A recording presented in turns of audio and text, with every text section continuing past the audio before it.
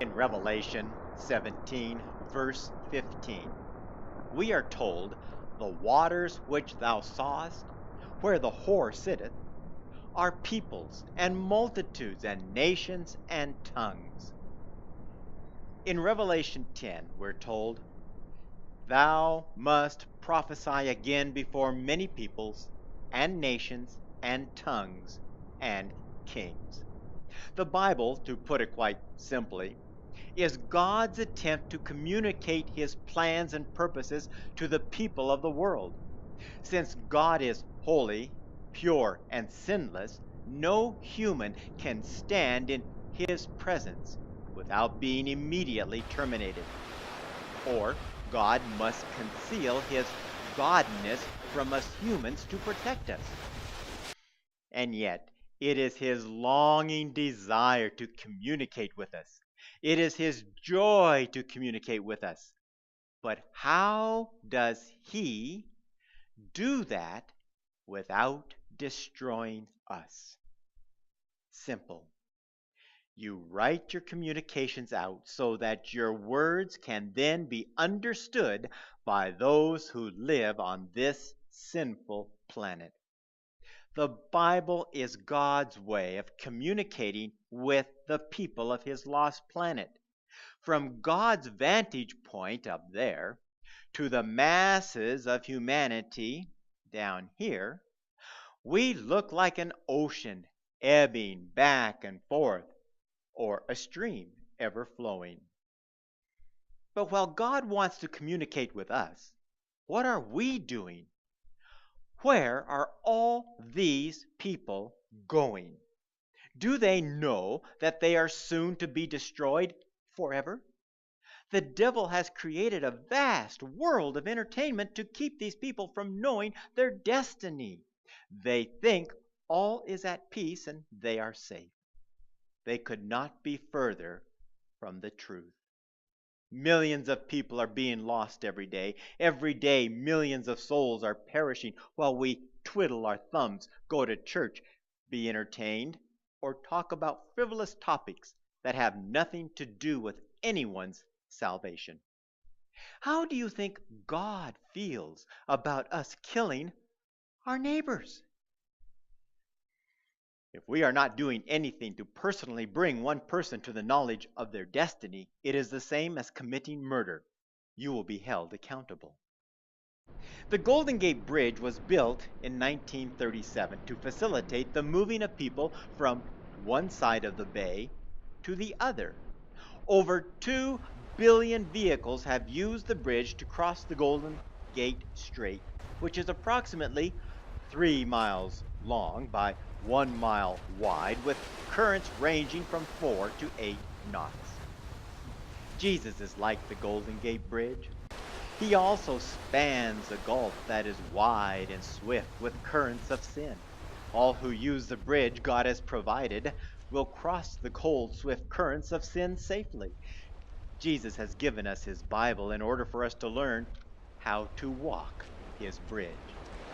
The Golden Gate Bridge has over 600,000 rivets in each of the towers.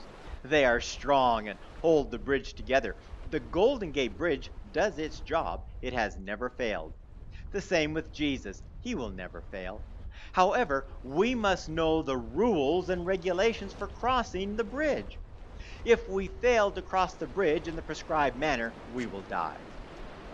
That is where the Bible comes into play. We must study the Bible in order to learn how to cross the bridge of Jesus to our eternal home. Of course, getting home can be a very zigzaggy affair. Here you see Lombard Street in San Francisco. All of life has its twists and turns. However, here again, we have the Bible to show us the way. In order to find our way around San Francisco, we used a GPS. The Bible is like that GPS. It has all the directions to get you safely to any destination in this life and to the life eternal. All we have to do is follow it. Now let's see that Lombard Street once again. Life can seem like it is in fast motion at times. But when it does, again, the Bible has the answer. Slow down. Be still and know that I am God. Take time to enjoy the beauty of life. Take the time to slow down and spend it with God in a beautiful place, at a park, or out in God's nature. Nature is God's second Bible. In nature, we can see the handiwork of God. Our troubles and problems will not seem so great against the granite of God's creation. God can handle all our troubles. Just give them to Him and be obedient. Then wait upon Him. The San Francisco cable car is the world's last manually operated cable car system. To run the cable cars, you need a very strong cable that runs underground. You don't see it, but you know it is there because without it, the cable car would not be able to go up and down those steep hills. The track is also very important. It keeps the car going in the right direction. You don't have to worry about it wandering from side to side. It keeps straight to its mission because the cable car keeps on the track. Because the cable car keeps on the track and keeps attached to the cable beneath it, it can carry people all day long to their many and varied destinations. The same is true in our Christian walk. If we stay connected to the cable we cannot see, but know it is there, we will be able to climb the steep hills of life. The same cable that allows you to climb those steep hills of life will also bear you down gently when life's hills get too steep. The cable is strong, and as long as you are attached to it, all will go well. The track of life, the Ten Commandments, keeps us going in the right direction. However, the cable, the tracks, and the cars must be maintained at all times. The Bible tells us how to keep our lives maintained and firmly attached to the cable. If we lift our feet off the path or the pedal that keeps us attached to the cable, we are adrift and no longer have the power of the cable to take us where we need to be going. In Ezekiel, we are given a view of heavenly wheels within wheels, all doing their work. The plan of God is like these wheels in the cable car control house. The wheels and the cable, if kept properly maintained, will work perfectly and get us to our destination. The Bible tells us how the wheels work, how to stay attached to the cable, and how never to worry about what God is doing. He has the mechanics all worked out. His end will never fail.